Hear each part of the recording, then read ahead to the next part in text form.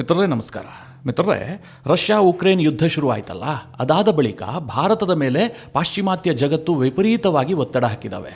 America ಒತ್ತಡ ಹಾಕಿದೆ, ಯುರೋಪ್ನ ರಾಷ್ಟ್ರಗಳು ಒತ್ತಡ ಹಾಕಿದ್ದಾವೆ. ಅದು ಯಾವಾಗಲೂ ಕೂಡ ರಷ್ಯಾಗೆ ಭಾರತದ ಬಗ್ಗೆ ಭಯ ಆಗಿರಲಿಲ್ಲ. ಅಂದರೆ ಭಾರತ ನಮ್ಮ ಕೈ ಬಿಡುತ್ತೆ, ಭಾರತ ಸ್ಯಾಂಕ್ಷನ್ಸ್ಗಳಿಗೆ ಹೆದರಿ ನಮ್ಮಿಂದ ವ್ಯಾಪಾರ ಮಾಡೋದಿಲ್ಲ, ಇದು ಯಾವ ಆತಂಕವೂ ಕೂಡ ರಷ್ಯಾಗೆ ಸಣ್ಣದಾಗಿಯೂ ಬಂದಿರಲಿಲ್ಲ. ಆದರೆ ಮೊಟ್ಟ ಮೊದಲ ಬಾರಿಗೆ ರಷ್ಯಾದ ವಾಯ್ಸ್ನಲ್ಲಿ ಸ್ವಲ್ಪ ಶೇಕ್ ಆಗೋದಕ್ಕೆ ಶುರುವಾಗಿದೆ. ಮುಂದೆ ಭಾರತವೂ ನಮ್ಮ ಕೈ ತಪ್ಪಿ ಹೋಗಬಹುದೇನೋ ಈ ಒಂದು ಭಯ ರಷ್ಯಾದ ಪುತಿನ್ ಸರ್ಕಾರಕ್ಕೆ ಬಂದಂತೆ ಕಾಣ್ತಾ ಇದೆ. ಅವರ ಹೇಳಿಕೆಗಳಲ್ಲಿ ಭಾರತದ ನಿಲುವಿನ ಬಗ್ಗೆ ಅನುಮಾನಗಳು ಕಾಣೋದಕ್ಕೆ ಶುರುವಾಗಿದ್ದಾವೆ. ಇದೆಲ್ಲದರ ನಡುವೆ ಬಹಳ ಇಂಪಾರ್ಟೆಂಟ್ ಆದಂತಹ ಒಂದು ಬೆಳವಣಿಗೆ ನಡೆದಿದೆ. ರಷ್ಯಾ ಮತ್ತು ಭಾರತ ಜಂಟಿಯಾಗಿ ಕೈ ಇಟ್ಟಂತಹ ಒಂದು ದೊಡ್ಡ ಪ್ರಾಜೆಕ್ಟ್ನಿಂದ ಭಾರತ ಇದ್ದಕ್ಕಿದ್ದಂತೆ ಹಿಂದೆ ಸರಿದಿದೆ. ಭಾರತದ ಈ ಸಡನ್ ನಿರ್ಧಾರ ಅಂತಾರಾಷ್ಟ್ರೀಯ ವೇದಿಕೆಯಲ್ಲಿ ಬೇರೆಯದೇ ರೀತಿಯಲ್ಲಿ ಚರ್ಚೆ ಆಗ್ತಾ ಇದೆ. ಹಾಗಾದರೆ ಮಿತ್ರರೇ, ಭಾರತ ನಿಜವಾಗ್ಲೂ ಕೂಡ ರಷ್ಯಾದ ಮಿತ್ರತ್ವವನ್ನು ಕಳೆದುಕೊಳ್ಳುತ್ತಾ, ರಷ್ಯಾದಿಂದ ಆಯಿಲ್ ಖರೀದಿ ಮಾಡೋದನ್ನು ನಿಲ್ಲಿಸುತ್ತಾ? ಯಾಕೋಸ್ಕರವಾಗಿ ಈ ಅಪನಂಬಿಕೆ ಬರ್ತಾ ಇದೆ? ಇದು ಭಾರತದ ಭವಿಷ್ಯದ ದೃಷ್ಟಿಯಿಂದ ಒಳ್ಳೆಯದಾ? ಇದೆಲ್ಲದರ ಬಗ್ಗೆ ಈ ವಿಡಿಯೋದಲ್ಲಿ ಒಂದಿಷ್ಟು ಮಾಹಿತಿಯನ್ನು ಕೊಡುವಂತಹ ಪ್ರಯತ್ನ ಮಾಡ್ತೀನಿ. ನೀವು ಈ ವಿಡಿಯೋನ ಕೊನೆವರೆಗೂ ಮಿಸ್ ಮಾಡದೆ ನೋಡಿ. ಮೊದಲಿಗೆ ಒಂದು ಯೋಜನೆ ವಿಚಾರವಾಗಿ ರಷ್ಯಾ ಜೊತೆಗೆ ಕೈ ಜೋಡಿಸಿದ್ದಂತಹ ಭಾರತ ಈಗ ದಿಢೀರಂತ ಹಿಂದೆ ಸರಿದಿದೆಯಲ್ಲ, ಅದರ ಬಗ್ಗೆ ಮಾಹಿತಿ ಕೊಟ್ಬಿಡ್ತೀನಿ. ಪಶ್ಚಿಮ ಆಫ್ರಿಕಾದಲ್ಲಿ ಮಾಲಿ ಎನ್ನುವಂತಹ ಒಂದು ದೇಶ ಇದೆ. ಕಂಪ್ಲೀಟ್ ಆಗಿ ಮರಳು ಭೂಮಿಯಿಂದ ಆವರಿಸಿರುವಂತಹ ದೇಶ. ಅದು ಬಹಳ ಬಡ ದೇಶವೂ ಕೂಡ ಹೌದು. ಅಲ್ಲಿನ ಜನಸಂಖ್ಯೆಯ 95% ಜನ ಮುಸ್ಲಿಮರಾಗಿದ್ದಾರೆ. ಅಂದ್ರೆ ಅದೊಂದು ಮುಸ್ಲಿಂ ರಾಷ್ಟ್ರ. ಗಾತ್ರದಲ್ಲಿ ದೊಡ್ಡದಾಗಿದ್ರೂ ಕೂಡ ಅದರ GDP ಬಂದ್ಬಿಟ್ಟು ಕೇವಲ $23.21 ಬಿಲಿಯನ್.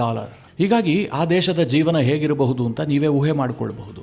ಅಂತಹ ಮಾಲಿಯಲ್ಲಿ ಭಾರತ ಮತ್ತು ರಷ್ಯಾ ಜಂಟಿಯಾಗಿ ಒಂದು ಪ್ರಾಜೆಕ್ಟ್ ಅನ್ನ ಕೈಗೆತ್ತಿಕೊಂಡಿರ್ತವೆ. Lithium ಖನಿಜವನ್ನು ಹೊರತೆಗೆಯುವಂತಹ project ಅದಾಗಿರುತ್ತೆ. ಈ ಲಿಥಿಯಂ ಇದೆಯಲ್ಲ, ಇದು ಇತ್ತೀಚಿನ ದಿನದಲ್ಲಿ ಎಷ್ಟು ಇಂಪಾರ್ಟೆಂಟ್ ಆಗಿ ಪರಿಣಮಿಸಿದೆ ಅಂತ ನಿಮಗೆಲ್ಲ ಗೊತ್ತೇ ಇದೆ. ಇವತ್ತು ನಾವು ವಾಹನಗಳನ್ನ ಎಲೆಕ್ಟ್ರಿಫಿಕೇಶನ್ ಮಾಡಬೇಕು ಅಂತ ಮಾತನಾಡ್ತಾ ಇದ್ದೀವಿ. ಆದ್ರೆ ಇದು ಸಾಧ್ಯ ಆಗಬೇಕಾದ್ರೆ ಲಿಥಿಯಂ ಬೇಕೇ ಬೇಕು. ಪ್ರತಿಯೊಂದು ಎಲೆಕ್ಟ್ರಿಕ್ ಬ್ಯಾಟರಿ ತಯಾರಾಗಬೇಕಾದ್ರೆ ಅದಕ್ಕೆ ಲಿಥಿಯಂ ಅವಶ್ಯಕತೆ ಇದೆ. ಈ ಮಾಲಿ ದೇಶದಲ್ಲಿ ಲಿಥಿಯಂನ ಖನಿಜದ ಪ್ರಮಾಣ ಬಹಳ ಹೇರಳವಾಗಿದೆ. ಹೀಗಾಗಿ ರಷ್ಯಾ ಅಲ್ಲಿ ಹೋಗಿ ಇನ್ವೆಸ್ಟ್ ಮಾಡೋದಕ್ಕೆ ನಿರ್ಧಾರ ಮಾಡಿತ್ತು. ಆ ಸಂದರ್ಭದಲ್ಲಿ ಭಾರತವನ್ನು ಕೂಡ ಜೊತೆಗೆ ಕರೆದುಕೊಂಡಿದ್ರು. ಭಾರತದ ಖನಿಜ್ ಬದೇಶ್ ಇಂಡಿಯಾ ಲಿಮಿಟೆಡ್ KABIL ಹಾಗೆ NCC ಇಂಡಿಯಾ ಲಿಮಿಟೆಡ್, ಈ ಎರಡೂ ಕಂಪನಿಗಳು ಕೂಡ ಈ ಲಿಥಿಯಂ ಪ್ರಾಜೆಕ್ಟ್ನಲ್ಲಿ ಹೂಡಿಕೆ ಮಾಡೋದಕ್ಕೆ ಮುಂದಾಗಿದ್ವು. ಆದರೆ ಸಡನ್ ಆದಂತಹ ಬೆಳವಣಿಗೆ ಏನು ಕೇಳಿದ್ರೆ, ಭಾರತದ ಎರಡೂ ಕಂಪನಿಗಳು ಕೂಡ ಈ ಯೋಜನೆಯಿಂದ ಹೊರಗೆ ಬಂದಿದ್ದಾವೆ. ಇದಕ್ಕೆ ಭಾರತ ಸರ್ಕಾರದಿಂದ ಏನು ಉತ್ತರ ಸಿಗ್ತಾ ಇದೆ ಕೇಳಿದ್ರೆ, ಭದ್ರತೆಯ ಕಾರಣಗಳಿಂದಾಗಿ ತಾತ್ಕಾಲಿಕವಾಗಿ ಈ ಯೋಜನೆಯಿಂದ ನಾವು ಹಿಂದೆ ಸರಿದಿದ್ದೀವಿ, ಇದೇನು ಪರ್ಮನೆಂಟ್ ಅಲ್ಲ ಅನ್ನುವ ರೀತಿಯಲ್ಲಿ ಒಂದು ಉತ್ತರ ಸಿಗ್ತಾ ಇದೆ. ಆದರೆ ಅಧಿಕೃತವಾದಂತಹ ಯಾವುದೇ ಸ್ಪಷ್ಟನೆ ಇದುವರೆಗೂ ಕೂಡ ಭಾರತ ಸರ್ಕಾರದ ಕಡೆಯಿಂದ ಹೊರಡಿಸಿಲ್ಲ. ಇದನ್ನ ಸದ್ಯ ಅಂತಾರಾಷ್ಟ್ರೀಯ ಪತ್ರಿಕೆಗಳು ಬೇರೆ ಬೇರೆ ವಿಚಾರಗಳಿಗೆ ಲಿಂಕ್ ಮಾಡ್ತಾ ಇದ್ದಾವೆ. ನಿಮಗೆಲ್ಲ ಗೊತ್ತು, ಅಮೆರಿಕ ಭಾರತದ ಮೇಲೆ ವಿಪರೀತವಾಗಿ ಒತ್ತಡ ಹಾಕ್ತಾ ಇದೆ. ಮುಖ್ಯವಾಗಿ ರಷ್ಯಾದ ಆಯಿಲ್ ಖರೀದಿ ವಿಚಾರದಲ್ಲಿ ಅಮೆರಿಕ ಮತ್ತು ಭಾರತದ ನಡುವೆ ಸಾಕಷ್ಟು ತಿಕ್ಕಾಟವೇ ನಡೆದು ಹೋಗಿತ್ತು. ಈಗ ಭಾರತ ಈ ಲಿಥಿಯಂ ಪ್ರಾಜೆಕ್ಟ್ನಿಂದ ಹಿಂದೆ ಸರಿದಿರೋದಕ್ಕೂ ಅಮೆರಿಕದ ಒತ್ತಡಕ್ಕೂ ಏನಾದರೂ ಲಿಂಕ್ ಇದೆಯಾ? ಈ ಅರ್ಥದಲ್ಲಿ ಕೆಲ ಆರ್ಟಿಕಲ್ಗಳನ್ನು ಪಬ್ಲಿಷ್ ಮಾಡಲಾಗಿತ್ತು. ಆದರೆ ಭಾರತ ಯಾಕೋಸ್ಕರವಾಗಿ ಇಂತಹ ತೀರ್ಮಾನವನ್ನು ಮಾಡ್ತು? ಸಡನ್ ಆಗಿ ಈ ನಿರ್ಧಾರಕ್ಕೆ ಬರೋದಕ್ಕೆ ಏನು ಕಾರಣ? ಭಾರತಕ್ಕೂ ಕೂಡ ಲಿಥಿಯಂ ಬೇಕಾಗಿತ್ತು. ಇಷ್ಟಾದರೂ ಕೂಡ ಭಾರತ ಇಂತಹ ಮಹತ್ವಾಕಾಂಕ್ಷಿ ಯೋಜನೆಯಿಂದ ದಿಢೀರಂತ ಹಿಂದೆ ಸರಿಯೋದಕ್ಕೆ ಕಾರಣ ಏನು ಅಂತ ಹುಡುಕೋದಕ್ಕೆ ಹೊರಟಿದ್ದೆ. ಆದರೆ ಕೆಲ ಮೇಜರ್ ಕಾರಣಗಳೇ ಸಿಗ್ತಾ ಇದ್ದಾವೆ. ಮುಖ್ಯವಾಗಿ ಮಾಲಿಯಲ್ಲಿ ಭಯೋತ್ಪಾದನೆ ಜಾಸ್ತಿ ಆಗ್ತಾ ಇದೆ. ಅಲ್ ಖೈದಾ ಬೆಂಬಲಿತ ಉಗ್ರ ಸಂಘಟನೆಗಳು ಮಾಲಿಯಲ್ಲಿರುವಂತಹ ವಿದೇಶಿ ಹೂಡಿಕೆಗಳನ್ನು ಟಾರ್ಗೆಟ್ ಮಾಡಿ ದಾಳಿ ಮಾಡ್ತಾ ಇದ್ದಾರೆ. ಈ ಹಿನ್ನೆಲೆಯಲ್ಲಿ ಬ್ರಿಟನ್, ಫ್ರಾನ್ಸ್, ಅಮೆರಿಕ ಈ ಎಲ್ಲ ದೇಶಗಳು ಕೂಡ ತನ್ನ ದೇಶದ ನಾಗರಿಕರು ಮಾಲಿಯನ್ನು ತಕ್ಷಣ ತೊರೆಯಬೇಕು ಅಂತ ಹೇಳಿ ಆದೇಶವನ್ನು ಮಾಡಿದೆ. ಹೀಗಾಗಿ ಸಹಜವಾಗಿ ಭಾರತಕ್ಕೂ ಕೂಡ ಆತಂಕ ಇದೆ. ಒಂದು ಕಡೆ ನಮ್ಮ ಹೇರಳವಾದಂತಹ ಇನ್ವೆಸ್ಟ್ಮೆಂಟ್ ಇರುತ್ತೆ, ಎರಡನೇದಾಗಿ ನಮ್ಮ ಜನ ಕೂಡ ಅಲ್ಲಿ ಹೋಗಿರ್ತಾರೆ. ಈ ಕಾರಣದಿಂದ ಅವರಿಗೆ ಭದ್ರತೆಯನ್ನು ಕೊಡುವಂತಹದ್ದು ಕಷ್ಟ, ಜೊತೆಗೆ ನಮ್ಮ ಇನ್ವೆಸ್ಟ್ಮೆಂಟ್ಗಳನ್ನು ರಕ್ಷಿಸಿಕೊಳ್ಳುವಂತಹದ್ದು ಕೂಡ ಕಷ್ಟ ಇದೆ ಅಂತ ಭಾರತ ಈ ಯೋಜನೆಯಿಂದ ಹಿಂದೆ ಸರಿದಿದೆ ಎನ್ನುವಂತಹ ಮಾಹಿತಿ ಸಿಗ್ತಾ ಇದೆ.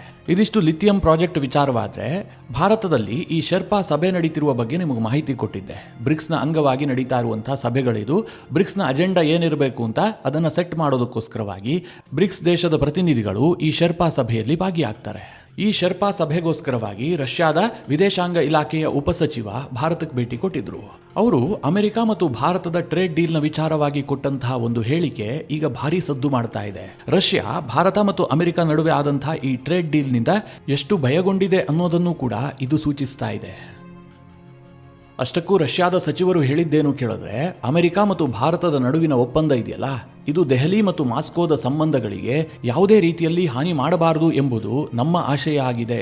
ಅದಕ್ಕೆ ಮುಂದುವರೆದವರು ಹೇಳ್ತಾರೆ, ಇವತ್ತು ಅಮೆರಿಕದ ಆಡಳಿತ ಎಲ್ಲವೂ ಕೂಡ ನಮ್ಮಿಂದಲೇ ಆಗಬೇಕು, ಎಲ್ಲವೂ ನಮಗೆ ಸಿಗಬೇಕು ಅಂತ ಬಯಸುತ್ತೆ. ಇದು ಏಕಪಕ್ಷೀಯ ನಿಲುವಿನ ಕೆಟ್ಟ ಉದಾಹರಣೆ ಅಂತ ಅವರು ಟೀಕೆ ಮಾಡಿದ್ದಾರೆ. ಕೇವಲ ರಷ್ಯಾದ ಸಚಿವರು ಮಾತ್ರ ಹೀಗೆ ಹೇಳ್ತಾ ಇಲ್ಲ. ರಷ್ಯಾದ ಅನೇಕ ಜಿಯೋಪೊಲಿಟಿಕಲ್ ಥಿಂಕರ್ಸ್ ಕೂಡ ಭಾರತ ಮತ್ತು ರಷ್ಯಾದ ಸಂಬಂಧ ಮುಂದೆಯೂ ಕೂಡ ಇಷ್ಟೇ ಗಟ್ಟಿಯಾಗಿರುತ್ತಾ ಅಂತ ಅನುಮಾನ ವ್ಯಕ್ತಪಡಿಸ್ತಾ ಇದ್ದಾರೆ. ಅವರಿಗೆ ಈ ರೀತಿಯಾದಂತಹ ಆತಂಕ ಮತ್ತು ಭಯ ಬರೋದಕ್ಕೆ ಕಾರಣಗಳು ಕೂಡ ಇದ್ದಾವೆ. ಇವತ್ತು ಭಾರತ ಮತ್ತು ರಷ್ಯಾದ ಸಂಬಂಧಗಳಿದೆಯಲ್ಲ, ಇದು ಬಹುತೇಕ ಆಯಿಲ್ ರಿಲೇಟೆಡ್ ಆಗಿದೆ. ಈ ಹಿಂದೆ ಡಿಫೆನ್ಸ್ ರಿಲೇಟೆಡ್ ಆಗಿ ಭಾರತ ಮತ್ತು ರಷ್ಯಾದ ಸಂಬಂಧ ಬಹಳ ಗಾಢವಾಗಿತ್ತು. ಇಲ್ಲಿ ಸೂಕ್ಷ್ಮವಾಗಿ ಗಮನಿಸಿ, ಎರಡು ದೇಶಗಳ ನಡುವೆ ಡಿಫೆನ್ಸ್ ರಿಲೇಟೆಡ್ ಸಂಬಂಧ ಇದ್ರೆ ಅದು ಬಹಳ ಗಟ್ಟಿಯಾದಂತಹ ಸಂಬಂಧ. ಅದನ್ನ ಅಷ್ಟು ಸುಲಭಕ್ಕೆ ಇನ್ನೊಂದು ಶಕ್ತಿ ಬದಲಾಯಿಸೋದಕ್ಕೂ ಸಾಧ್ಯ ಇಲ್ಲ, ಅದಕ್ಕೆ ಹಾನಿ ಮಾಡೋದಕ್ಕೂ ಕೂಡ ಸಾಧ್ಯ ಇಲ್ಲ. ಆದರೆ ಇವತ್ತು ಭಾರತ ಡಿಫೆನ್ಸ್ ವಿಚಾರದಲ್ಲಿ ರಷ್ಯಾ ಮೇಲೆ ಪೂರ್ಣವಾಗಿ ಅವಲಂಬಿತವಾಗಿಲ್ಲ. ನಮ್ಮ ಡಿಫೆನ್ಸ್ ಸೆಕ್ಟರ್ ಅನ್ನ ಭಾರತ ಡೈವರ್ಸಿಫೈ ಮಾಡಿಬಿಟ್ಟಿದೆ. ಸದ್ಯ ಭಾರತ ಮತ್ತು ರಷ್ಯಾದ ಸಂಬಂಧ ಇರುವಂತಹದ್ದು ಆಯಿಲ್ ವಿಚಾರದಲ್ಲಿ. ರಷ್ಯಾ ನಮಗೆ ಅಗ್ಗದ ದರದಲ್ಲಿ ತೈಲವನ್ನು ಕೊಡ್ತಾ ಇದೆ, ಭಾರತ ಅದನ್ನು ಖರೀದಿ ಮಾಡ್ತಾ ಇದೆ. ಇದು ಭಾರತಕ್ಕೂ ಲಾಭದಾಯಕವಾಗಿದೆ, ರಷ್ಯಾಗೂ ಕೂಡ ಲಾಭದಾಯಕವಾಗಿದೆ. ಈ ಕಚ್ಚಾ ತೈಲ ಖರೀದಿಯ ವಿಚಾರದಲ್ಲಿ ಉಂಟಾದಂತಹ ಈ ವ್ಯಾಪಾರ ಸಂಬಂಧ ಇದೆಯಲ್ಲ, ಇದೇನು ಬಹಳ ಗಟ್ಟಿಯಾಗಿರೋದಿಲ್ಲ. ಯಾವಾಗ ಬೇಕಾದರೂ ಭಾರತ ತನ್ನ ನಿಷ್ಠೆಯನ್ನು ಬದಲಾಯಿಸಬಹುದು. ನಾವು ರಷ್ಯಾದಿಂದ ಖರೀದಿ ಮಾಡ್ತಾ ಇದೀವಲ್ಲ, ಮುಂದಿನ ತಿಂಗಳೇ ನಾವು ಸ್ವಲ್ಪ ಕಡಿಮೆ ಮಾಡಬಹುದು, ಅದರ ಮುಂದಿನ ತಿಂಗಳು ಇನ್ನಷ್ಟು ಕಡಿಮೆ ಮಾಡಬಹುದು. ಯುಕ್ರೇನ್ ಮತ್ತು ರಷ್ಯಾದ ಯುದ್ಧ ಶುರುವಾಗೋದಕ್ಕೆ ಮುಂಚೆ ಭಾರತ ಏನು ರಷ್ಯಾದಿಂದ ದೊಡ್ಡ ಪ್ರಮಾಣದಲ್ಲಿ ಆಯಿಲ್ ಅನ್ನು ಖರೀದಿ ಮಾಡ್ತಾ ಇರಲಿಲ್ಲ. ಹೀಗಾಗಿ ರಷ್ಯಾಗೆ ಈಗ ಅನುಮಾನ ಬರೋದಕ್ಕೆ ಶುರುವಾಗಿದೆ. ಅಮೆರಿಕ ಈ ಪರಿಯಾಗಿ ಭಾರತದ ಮೇಲೆ ಒತ್ತಡ ಹೇರಿದ್ದೇ ಆದರೆ ಭಾರತ ನಮ್ಮಿಂದ ಆಯಿಲ್ ಖರೀದಿಯನ್ನು ನಿಲ್ಲಿಸಿ ಬಿಡಬಹುದು ಅಥವಾ ದೊಡ್ಡ ಪ್ರಮಾಣದಲ್ಲಿ ಕಡಿಮೆ ಮಾಡಿಬಿಡಬಹುದು. ಈ ಆತಂಕ ರಷ್ಯಾಗೆ ಬರೋದಕ್ಕೆ ಶುರುವಾಗಿದೆ. ಭಾರತದ ಈ ಆಯಿಲ್ ಖರೀದಿ ವಿಚಾರದಲ್ಲೂ ಕೂಡ ಭಾರತದ ವಿಪಕ್ಷಗಳು ಈಗ ರಾಜಕೀಯ ಮಾಡ್ತಾ ಇದ್ದಾವೆ. ಕಾಂಗ್ರೆಸ್ನವರು ಏನು ಹೇಳ್ತಾ ಇದ್ದಾರೆ, ಭಾರತ ಯಾವುದೇ ಕಾರಣಕ್ಕೂ ಕೂಡ ರಷ್ಯಾದಿಂದ ಆಯಿಲ್ ಖರೀದಿಯನ್ನು ನಿಲ್ಲಿಸಬಾರದು. ಒಂದು ವೇಳೆ ನಿಲ್ಲಿಸಿದ್ದೇ ಆದರೆ ನಾವು ಅಮೆರಿಕಾಗೆ ತಲೆಬಾಗಿದಂತಾಗತ್ತೆ, ನರೇಂದ್ರ ಮೋದಿ ಸರೆಂಡರ್ ಆಗ್ತಾರೆ. ಹೀಗೆಲ್ಲ ಏನೇನೋ ರೀತಿಯಲ್ಲಿ ಅವರು ಬಿಂಬಿಸ್ತಾ ಇದ್ದಾರೆ. ಆದರೆ ನಿಮಗೊಂದು ವಿಚಾರ ನೆನಪಿರಲಿ, ಇದೇ ಕಾಂಗ್ರೆಸ್ನವರು ಈ ಹಿಂದೆ ರಷ್ಯಾದಿಂದ ಡಿಸ್ಕೌಂಟ್ ಆಯಿಲ್ ಅನ್ನು ಖರೀದಿ ಮಾಡೋದಕ್ಕೆ ಭಾರತ ಶುರು ಮಾಡ್ತಲ್ಲ, ಆಗ ಇವರೇ ಟೀಕೆ ಮಾಡಿದ್ರು. ನೀವೀಗೇನು ಸ್ಕ್ರೀನ್ ಮೇಲೆ ಒಂದು ಟ್ವೀಟ್ ಅನ್ನು ನೋಡ್ತಾ ಇದ್ದೀರಲ್ಲ, ಇದು ಸಂಜಯ್ ಜಾ ಮಾಡಿದಂಥ ಟ್ವೀಟ್. ಇವರು ಈ ಹಿಂದೆ ಕಾಂಗ್ರೆಸ್ನಲ್ಲಿದ್ರು, ಈಗ ನಾನು ಕಾಂಗ್ರೆಸ್ನಲ್ಲಿಲ್ಲ ಅಂತ ಹೇಳ್ಕೊಳ್ತಾರೆ. ಇದು ಇವರು ಕಾಂಗ್ರೆಸ್ನಲ್ಲಿ ಇದ್ದಾಗಲೇ ಮಾಡಿದಂಥ ಟ್ವೀಟ್. ಭಾರತ ರಷ್ಯಾದಿಂದ ಆಯಿಲ್ ಅನ್ನು ಖರೀದಿಸಿದ್ದೇ ಆದ್ರೆ ಉಕ್ರೇನ್ನಲ್ಲಿ ರಷ್ಯಾ ಮಾಡ್ತಾ ಇರುವಂತಹ ಅಮಾಯಕರ ನರಮೇಧವನ್ನ ಭಾರತ ಒಪ್ಪಿಕೊಂಡಂತಾಗತ್ತೆ, ಅದಕ್ಕೆ ಬೆಂಬಲ ಕೊಟ್ಟಂತಾಗತ್ತೆ. ಮಿತ್ರರೇ, ಕೇವಲ ಇದು ಒಂದು ಉದಾಹರಣೆಯಷ್ಟೇ. ಕಾಂಗ್ರೆಸ್ ನಾಯಕರು ಈ ರೀತಿಯಾಗಿ ಅವತ್ತು ಕೇಂದ್ರ ಸರ್ಕಾರವನ್ನ ವಿಪರೀತವಾಗಿ ಟೀಕೆ ಮಾಡಿದ್ರು. ಯಾವ ಕಾರಣಕ್ಕೂ ಕೂಡ ರಷ್ಯಾ ಕೊಡುವಂತಹ ಡಿಸ್ಕೌಂಟ್ ಆಯಿಲ್ ಅನ್ನ ಖರೀದಿ ಮಾಡಬಾರದು, ಇದು ಉಕ್ರೇನ್ ಯುದ್ಧವನ್ನ ಬೆಂಬಲಿಸಿದಂತಾಗುತ್ತೆ ಅಂತ ಅವತ್ತು ಟೀಕೆ ಮಾಡ್ತಾ ಇದ್ರು. ಈಗ ಸನ್ನಿವೇಶ ಬದಲಾಗಿದೆ. ಟ್ರಂಪ್ ಅವರು ಭಾರತದ ಮೇಲೆ ಒತ್ತಡ ಹಾಕ್ತಾ ಇದ್ದಾರೆ. ಸಹಜವಾಗಿ ಕೇಂದ್ರ ಸರ್ಕಾರವು ಕೂಡ ಒಂದು ಹಂತಕ್ಕೆ ಒತ್ತಡಕ್ಕೊಳಗಾಗಿರುತ್ತೆ. ಇದರ ರಾಜಕೀಯ ಲಾಭವನ್ನು ಪಡೆದುಕೊಳ್ಳೋದಕ್ಕೋಸ್ಕರವಾಗಿ ಇವರ ಟೀಕೆಯನ್ನು ಉಲ್ಟಾ ಮಾಡ್ತಾ ಇದ್ದಾರಷ್ಟೇ. ಈಗ ರಾಜಕಾರಣವನ್ನ ಬಿಟ್ಟು ರಷ್ಯಾ ವಿಚಾರಕ್ಕೆ ವಾಪಸ್ ಬರೋದಾದ್ರೆ, ರಷ್ಯಾಗೆ ಆಯಿಲ್ ಖರೀದಿ ವಿಚಾರದಲ್ಲಿ ಭಾರತದ ಬಗ್ಗೆ ಅನುಮಾನ ಬರೋದಕ್ಕೆ ಇನ್ನೂ ಒಂದು ಪ್ರಮುಖ ಕಾರಣ ಇದೆ. ಅದೇನು ಕೇಳಿದ್ರೆ, ಕಳೆದ 4 ವರ್ಷದಿಂದ ರಷ್ಯಾಗೆ ಭಾರತ ಬೆಂಬಲವಾಗಿ ನಿಂತ್ಕೊಂಡಿದೆ. ಇದರಿಂದಾಗಿ ಭಾರತಕ್ಕೂ ಕೂಡ ನಷ್ಟ ಆಗಿದೆ, ಜೊತೆಗೆ ಲಾಭ ಕೂಡ ಆಗಿದೆ. ಈಗ ಅಮೆರಿಕದವರು 25% ಟ್ಯಾರಿಫ್ ಹಾಕಿದ್ರು. ಇದರಿಂದ ಭಾರತದ ಎಕ್ಸ್ಪೋರ್ಟ್ಗೆ ಹೊಡೆತ ಬಿತ್ತು, ಭಾರತೀಯರಿಗೆ ನಷ್ಟ ಆಯಿತು. ರಷ್ಯಾದ ಡಿಸ್ಕೌಂಟ್ ಆಯಿಲ್ನಿಂದ ಭಾರತ ಲಾಭವನ್ನು ಕೂಡ ಮಾಡಿಕೊಂಡಿದೆ. ಇದರ ನಡುವೆ ಭಾರತ ಮತ್ತು ಅಮೆರಿಕದ ಮಧ್ಯದಲ್ಲಿ ಒಂದು ಟ್ರೇಡ್ ನೆಗೋಸಿಯೇಷನ್ ನಡೆದ್ಬಿಟ್ಟು ಒಂದು ಅಂಡರ್ಸ್ಟ್ಯಾಂಡಿಂಗ್ಗೆ ಬರಲಾಗಿದೆಯಲ್ಲ. ಟ್ರಂಪ್ ವಿಧಿಸಿದ್ದಂತಹ 50% ಟ್ಯಾರಿಫ್ ಅನ್ನ ಈಗ 18%ಗೆ ಇಳಿಸಿದ್ದಾರೆ. ಇದೇ ಈಗ ರಷ್ಯಾಗೆ ಭಯ ಇರೋದು. ಒಂದು ವೇಳೆ ಭಾರತ ನಿರಂತರವಾಗಿ ಆಯಿಲ್ ಅನ್ನು ಖರೀದಿ ಮಾಡ್ತಾ ಇದ್ರೆ ಸಹಜವಾಗಿ ಅಮೆರಿಕದ ಪತ್ರಿಕೆಗಳು ವರದಿಯನ್ನ ಮಾಡ್ತವೆ. ಅಮೆರಿಕದ ವಾಷಿಂಗ್ಟನ್ ಪೋಸ್ಟ್ ಇರಬಹುದು, ನ್ಯೂಯಾರ್ಕ್ ಟೈಮ್ಸ್ ಇರಬಹುದು, ಅಥವಾ ಅಮೆರಿಕದ ಇತರೆ ಸುದ್ದಿ ಸಂಸ್ಥೆಗಳು ಇದರ ಬಗ್ಗೆ ವರದಿ ಪ್ರಕಟಿಸ್ತವೆ. ಆಗ ಇದು ಟ್ರಂಪ್ಗೆ ಒತ್ತಡವನ್ನು ಕ್ರಿಯೇಟ್ ಮಾಡುತ್ತೆ. ಯಾಕೆ ಕೇಳಿದ್ರೆ, ಟ್ರಂಪ್ ಈಗ ಪೋಸ್ಟ್ ಕೊಡ್ತಾ ಇದ್ದಾರೆ, ನಾನು ವಿಪರೀತವಾಗಿ ಭಾರತದ ಮೇಲೆ ಟ್ಯಾರಿಫ್ ಹಾಕಿದ್ದೀನಿ, ಈ ಕಾರಣದಿಂದಾಗಿ ಭಾರತ ಒಪ್ಕೊಂಡಿದೆ, ಇನ್ನು ಮುಂದೆ ರಷ್ಯಾದಿಂದ ನಾವು ಆಯಿಲ್ ಅನ್ನು ಖರೀದಿ ಮಾಡೋದಿಲ್ಲ. ಹೀಗಾಗಿ ನಾನು ಉಕ್ರೇನ್ ಯುದ್ಧಕ್ಕೆ ಭಾರತ ಏನು ಫಂಡ್ ಮಾಡ್ತಾ ಇತ್ತಲ್ಲ ಅದನ್ನ ತಡೆದಿದ್ದೀನಿ. ಈ ರೀತಿಯಾಗಿ ಪೋಸ್ಟ್ ಕೊಡ್ತಾ ಇದ್ದಾರೆ. ಇದು ನನ್ನ ದೊಡ್ಡ ಯಶಸ್ಸು ಎಂಬ ರೀತಿಯಲ್ಲಿ ಬಿಂಬಿಸಿಕೊಳ್ತಾ ಇದ್ದಾರೆ. ನಾಳೆ ಅಮೆರಿಕದ ಪತ್ರಿಕೆಗಳು ಸಹಜವಾಗಿ ಈ ವಿಚಾರದ ಹಿಂದೆ ಬಿದ್ದಿರ್ತವೆ. ಭಾರತ ನಿರಂತರವಾಗಿ ರಷ್ಯಾದಿಂದ ಆಯಿಲ್ ಖರೀದಿ ಮಾಡ್ತಾ ಇದೆ ಎನ್ನುವಂತಹ ಸುದ್ದಿಯನ್ನ ಅವರು ಪ್ರಕಟಿಸ್ತಾರೆ. ಆಗ ಟ್ರಂಪ್ ಏಕಾಏಕಿಯಾಗಿ ಮತ್ತೆ ಭಾರತದ ಮೇಲೆ ಟ್ಯಾರಿಫ್ ಅನ್ನು ವಿಧಿಸಬಹುದು. ಈಗ ಭಾರತ ಮತ್ತು ಅಮೆರಿಕದ ನಡುವೆ ಒಂದು ಟ್ರೇಡ್ ಅಂಡರ್ಸ್ಟ್ಯಾಂಡಿಂಗ್ ಆಗ್ತಾ ಇದೆಯಲ್ಲ, ಇದಕ್ಕೆ ಅಮೆರಿಕದಲ್ಲಿ ಯಾವುದೇ ಕಾನೂನಿನ ಮಾನ್ಯತೆ ಇರೋದಿಲ್ಲ. ಹೀಗಾಗಿ ಟ್ರಂಪ್ ಅವರು ಏಕಾಏಕಿಯಾಗಿ ಈ ನಿರ್ಧಾರವನ್ನ ಉಲ್ಟಾ ಮಾಡಿಬಿಡಬಹುದು. ಕೇವಲ ಒಂದು ಎಕ್ಸಿಕ್ಯೂಟಿವ್ ಆರ್ಡರ್ ಮೂಲಕವಾಗಿ ಭಾರತದ ಮೇಲೆ ಮತ್ತೆ ಟ್ಯಾರಿಫ್ ವಿಧಿಸುವಂತಹ ಅಧಿಕಾರ ಟ್ರಂಪ್ಗೆ ಇದೆ. ಇದು ಅಮೆರಿಕದ ಸಂಸತ್ನಲ್ಲಿ ಪಾಸ್ ಆಗಬೇಕಾಗಿಲ್ಲ, ಅಮೆರಿಕದ ಸಂಸದರ ಬೆಂಬಲವೂ ಬೇಕಾಗಿಲ್ಲ.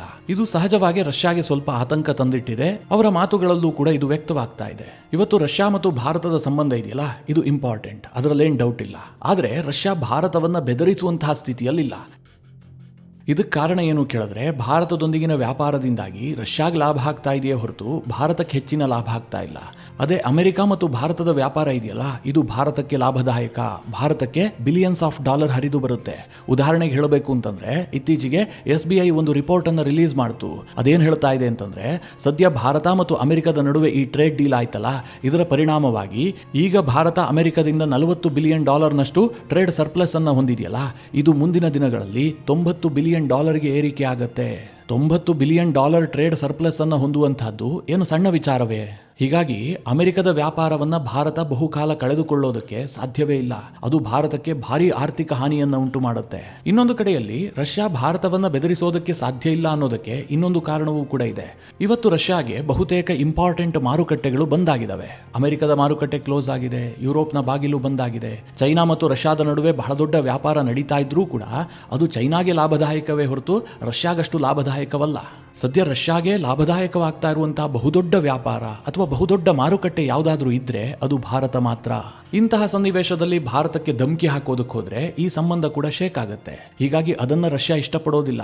ಏನಾದರೂ ಆಗಿ ಈ ಸಂಬಂಧವನ್ನು ಬ್ಯಾಲೆನ್ಸ್ ಮಾಡೋದಕ್ಕೆ ರಷ್ಯಾ ಯತ್ನ ಮಾಡ್ತಾ ಇದೆ. ಒಟ್ಟಿನಲ್ಲಿ ಮಿತ್ರರೇ, ಅಮೆರಿಕ ಮತ್ತು ಭಾರತದ ನಡುವೆ ಆದಂತಹ ಈ ಟ್ರೇಡ್ ಡೀಲ್ ಇದೆಯಲ್ಲ, ಸಹಜವಾಗಿ ರಷ್ಯಾಗೆ ಒಂದು ಆತಂಕವನ್ನಂತೂ ತಂದಿಟ್ಟಿದೆ. ಈ ಎಲ್ಲ ವಿಚಾರಗಳ ಕುರಿತಾಗಿ ನಿಮ್ಮ ಅನಿಸಿಕೆ ಅಭಿಪ್ರಾಯಗಳೇನು? ಕಮೆಂಟ್ ಮಾಡುವ ಮೂಲಕ ನಮಗೆ ತಿಳಿಸಿ. ಹಾಗೆ ನಿಮಗೆ ಈ ವಿಡಿಯೋ ಇಷ್ಟವಾದರೆ ಲೈಕ್ ಮಾಡಿ. ಜೊತೆಗೆ ನೀವಿನ್ನೂ ನಿಮ್ಮ ನೆಚ್ಚಿನ ಸಂಸ್ಕಾರ ಸೌರಭ ಯೂಟ್ಯೂಬ್ ಚಾನಲ್ನ ಸಬ್ಸ್ಕ್ರೈಬ್ ಮಾಡಿಲ್ಲ ಅಂತಾದರೆ ಈ ಕೂಡಲೇ ಸಬ್ಸ್ಕ್ರೈಬ್ ಮಾಡಿ. ಮುಂದಿನ ಎಲ್ಲ ಅಪ್ಡೇಟ್ಗಳ ನೋಟಿಫಿಕೇಷನ್ಗಾಗಿ ಬೆಲ್ ಐಕಾನ್ ಒತ್ತಿ.